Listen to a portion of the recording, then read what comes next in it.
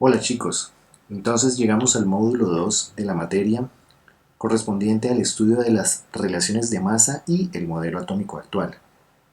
Pero vamos a comenzar entonces con la lección 2.1 correspondiente a elementos y compuestos inorgánicos. Una vez discutidos los conceptos de isótopos, número atómico y números de masa, a continuación vamos a realizar una breve introducción sobre la tabla periódica. Entonces, esta nace de la necesidad de organizar la información disponible sobre la estructura y propiedades de las sustancias elementales. Esto condujo entonces al desarrollo de la tabla periódica. De manera general, yo puedo mencionar entonces en esta tabla la existencia de hoy en día aproximadamente unos 120 elementos, los cuales están organizados por unas columnas verticales que nosotros llamamos grupos y por unas filas horizontales que llamamos periodos. Vemos entonces aquí una nomenclatura 1A, 2A, 3A, 4A, 5A, 6A, 7A y 8A, que de hecho corresponde a una nomenclatura antigua que considera entonces los grupos A de la tabla periódica y de hecho los grupos B de la tabla periódica. Una nomenclatura más actual es entonces la que da un número diferente a cada una de las columnas y vemos entonces cómo va del 1 hasta el 18. A su vez, entonces vemos que la tabla periódica está dividida entre lo que son metales, metaloides y no metales, donde vemos que el grupo mayoritario corresponde a los metales, ¿sí? Vemos una delgada línea que corresponde entonces a los metaloides y por último tenemos acá un pequeño grupo que corresponde, junto con el hidrógeno, a los no metales. Como generalidades de la tabla periódica, pues yo puedo mencionar que hay algunos grupos de esta tabla que tienen unos nombres particulares. Así, el grupo 1A es conocido como los metales alcalinos, y aquí podemos mencionar al litio, sodio, potasio, rubidio, cesio y francio.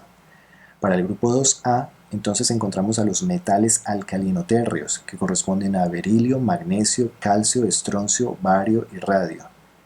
El grupo 6A, también conocido como el grupo de los calcógenos o grupo del oxígeno, entonces encontramos elementos como oxígeno, azufre, selenio, telurio y polonio. El grupo 7A, que corresponde al grupo de los halógenos, comprende a los elementos flúor, cloro, bromo, yodo y astato.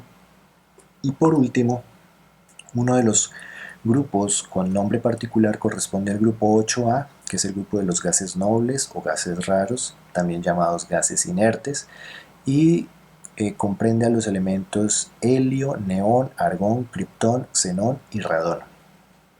Entonces, elementos que pertenecen al mismo grupo suelen exhibir similitud en sus propiedades tanto físicas como químicas. Otros grupos también, por ejemplo, son conocidos como en el grupo 1B, ellos son conocidos como los metales de acuñación: cobre, plata y oro. ¿Y a qué obedece este nombre acuñación? ¿Tienen ustedes alguna idea? Habíamos visto que la tabla periódica tenía una clasificación de elementos como metales, no metales y metaloides. Entonces, los metales tienen como propiedades características el lustre, elevada conductividad térmica y eléctrica. Son sólidos a temperatura ambiente con excepción de ¿qué elemento?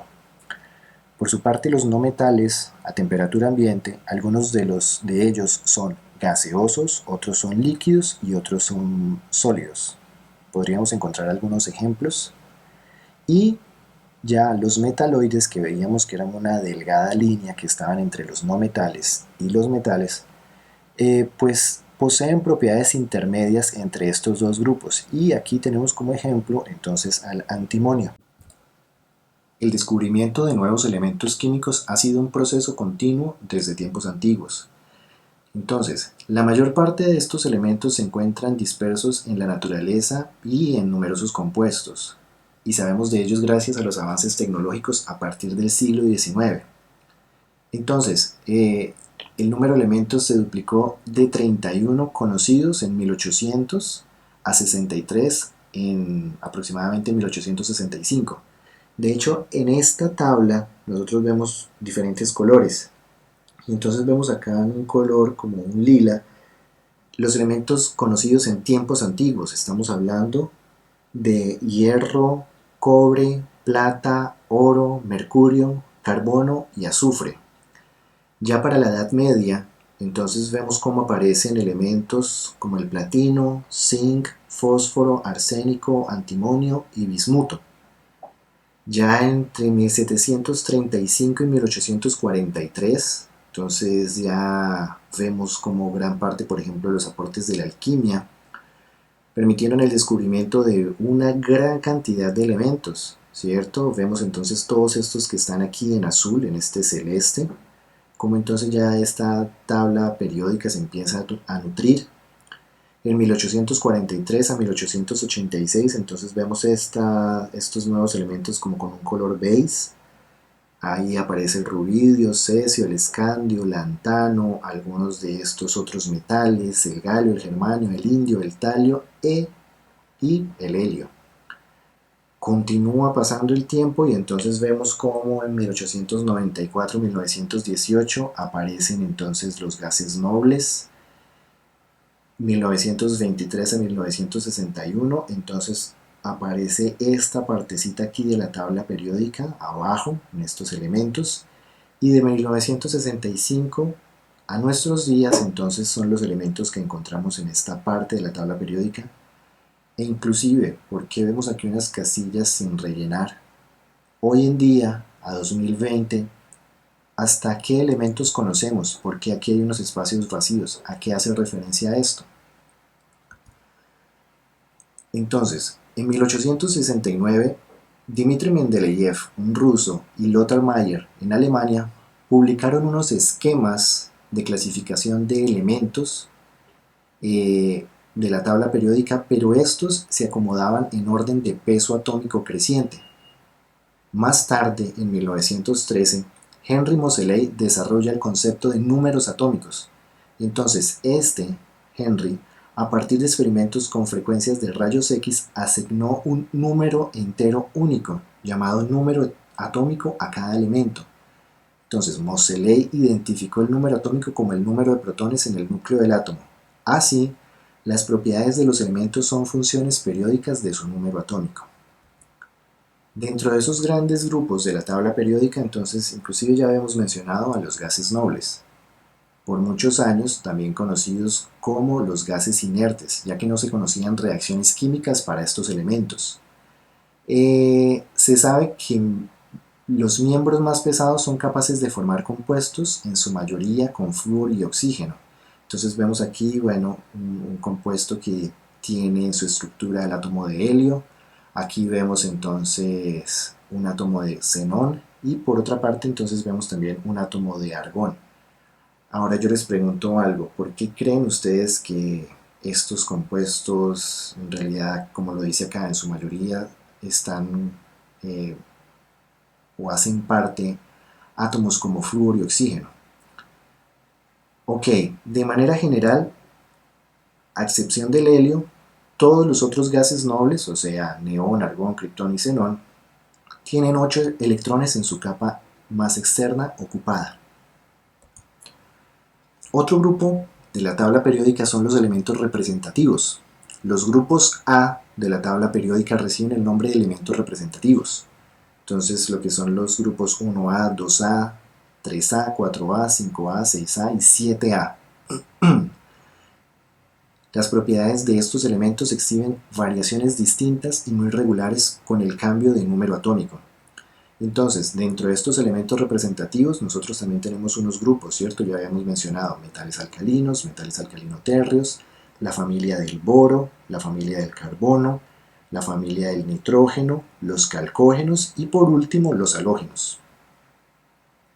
Teniendo en cuenta que son los grupos A, ¿por qué no tenemos aquí a los gases nobles? También tenemos los elementos de transición D. Entonces, los elementos de los grupos B de la tabla periódica se conocen con el nombre de elementos de transición D o simplemente elementos de transición o metales de transición. Así parezca redundante, pues vale aclarar que todos estos elementos corresponden a metales y entonces vemos por ejemplo una primera serie, segunda serie, tercera serie y cuarta serie, y eso tiene que ver con la ocupación de los orbitales. Más adelante veremos qué es eso de orbitales. Entonces la ocupación de esos orbitales por parte de los electrones, de los últimos electrones que poseen cada uno de estos elementos. También tenemos los elementos de transición F, algunas veces conocidos como elementos de transición interna. Son elementos en los cuales se añaden electrones en los orbitales F. Todos también son metales y se ubican entre los grupos 3b y 4b de la tabla periódica.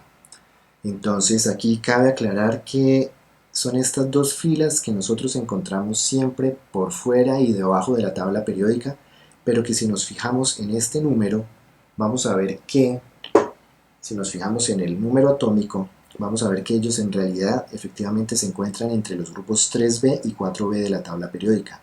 Entonces tenemos una primera serie de transición F, que son elementos que están entre el lantano y el lutecio, y la segunda serie de transición F, que son los elementos que están entre el actinio y el laurencio.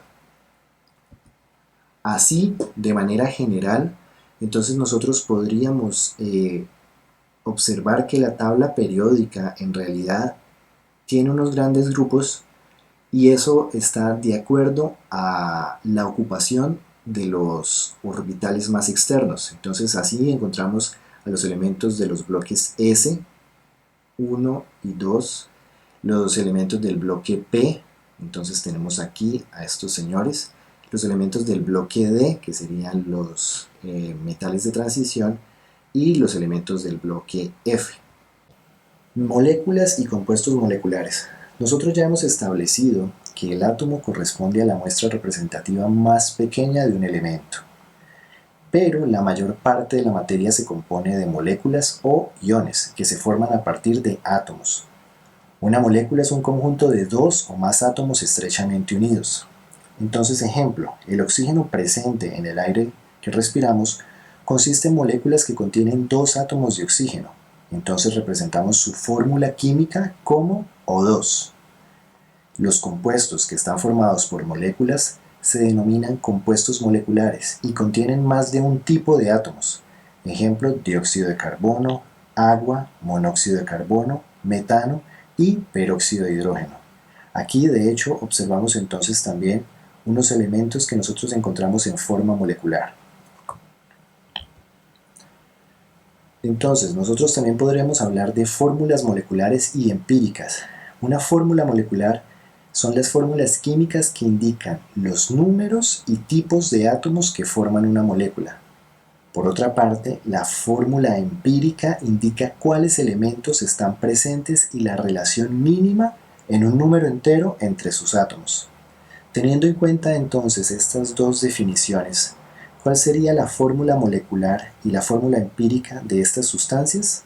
La fórmula molecular empírica del peróxido de hidrógeno, del etileno, del agua y de la hidracina.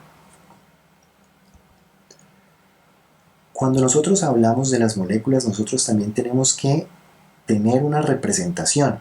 Entonces, la fórmula molecular de una sustancia resume su composición, pero no muestra cómo se unen los átomos para formar la molécula.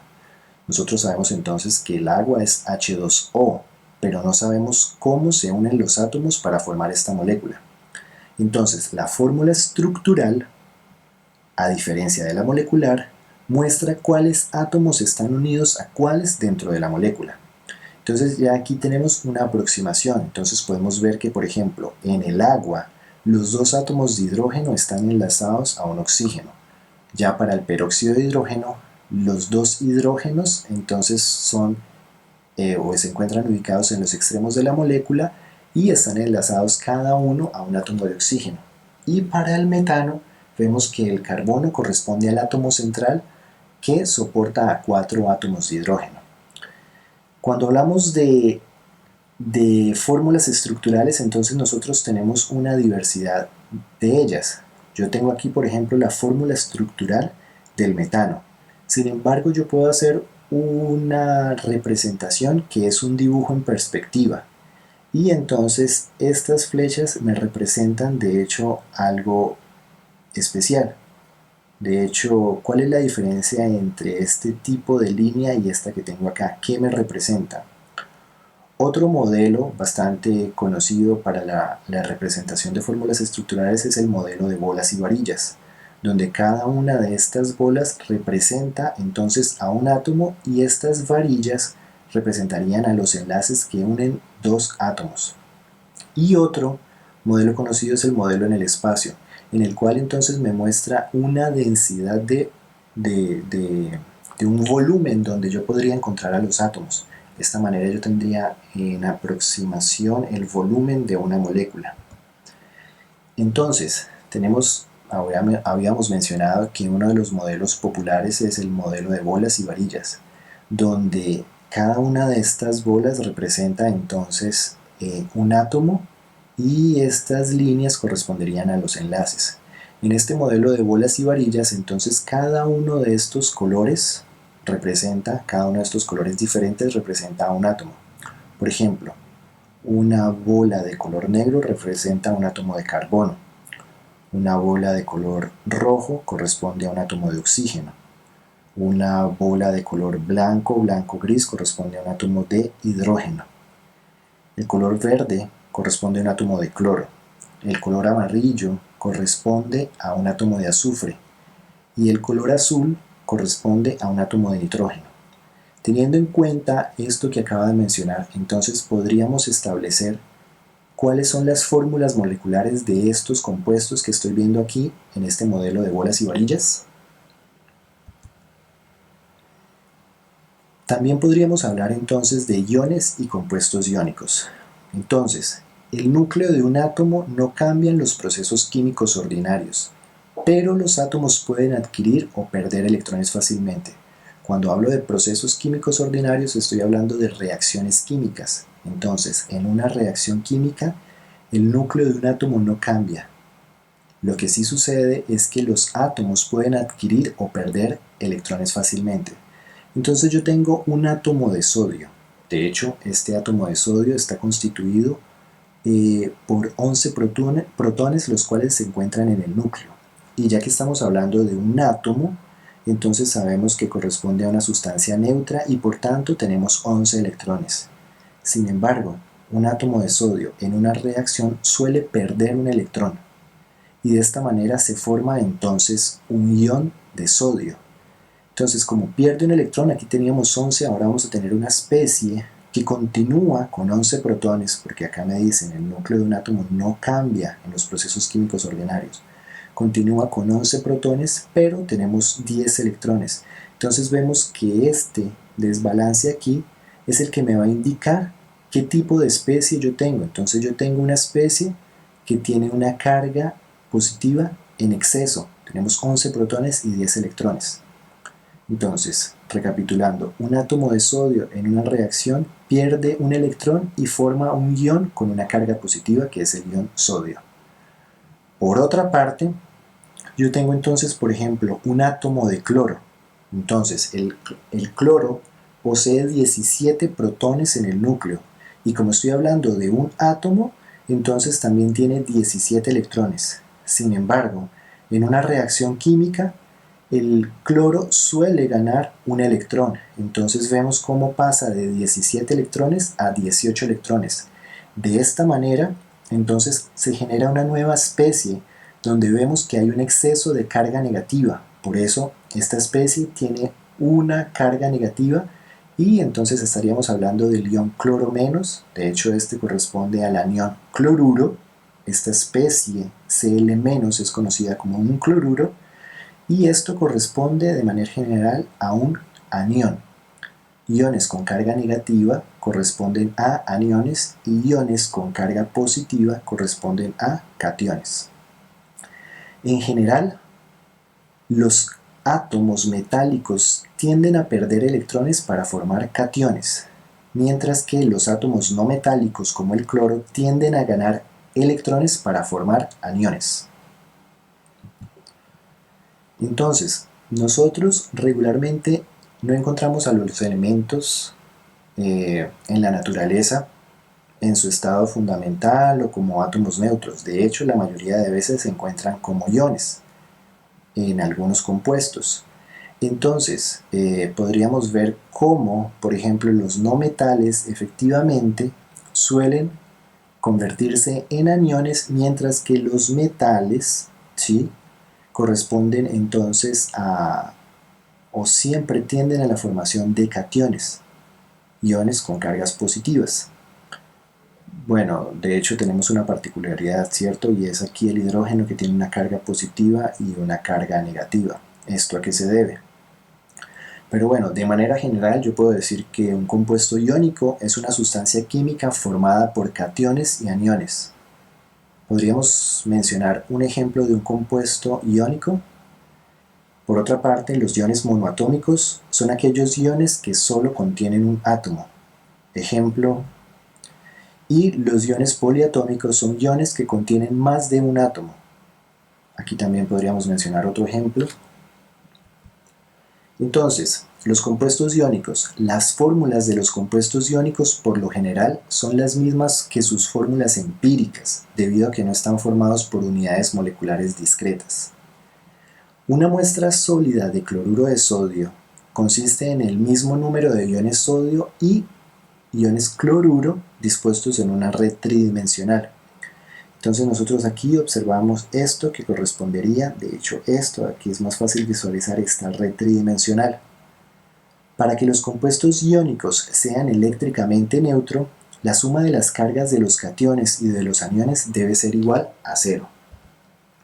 Así, si la carga de los cationes y de los aniones son numéricamente diferentes, se aplica la siguiente regla. El subíndice del catión debe ser numéricamente igual a la carga del anión y el subíndice del anión debe ser numéricamente igual a la carga del catión. Entonces vamos a mirar estas dos especies. Por este lado tengo un catión y por este lado tengo un anión. Ellos se van a combinar para formar un compuesto iónico. Entonces, el subíndice del catión, o sea este de aquí, debe ser numéricamente igual a la carga del anión, ¿cierto? Entonces vemos este 3 cómo pasa a ser parte aquí de las veces de magnesio que yo tengo. Y el subíndice del anión, que es este nitrógeno, ¿sí?, él es el anión, debe ser numéricamente igual a la carga del catión, que es este 2, debe ser numéricamente igual a la carga del catión. Vamos a repasar de nuevo esto para este compuesto, un óxido de aluminio. En este caso, el aluminio es el catión y el oxígeno, o de hecho, este anión recibe el nombre de ion óxido, es el anión. Entonces, de nuevo, aquí cuando yo ya tengo el compuesto, el subíndice del catión, o sea, el subíndice del aluminio, debe ser numéricamente igual a la carga del anión y el subíndice del anión debe ser numéricamente igual a la carga del catión. Teniendo en cuenta esto, podríamos mencionar entonces las fórmulas de estos compuestos: fosfato de sodio, sulfato de zinc, carbonato férrico, bromuro de potasio y yoduro de zinc. Entonces deberíamos establecer primero quién es el catión, quién es el anión y revisar cuáles son las cargas de cada una de esas especies iónicas.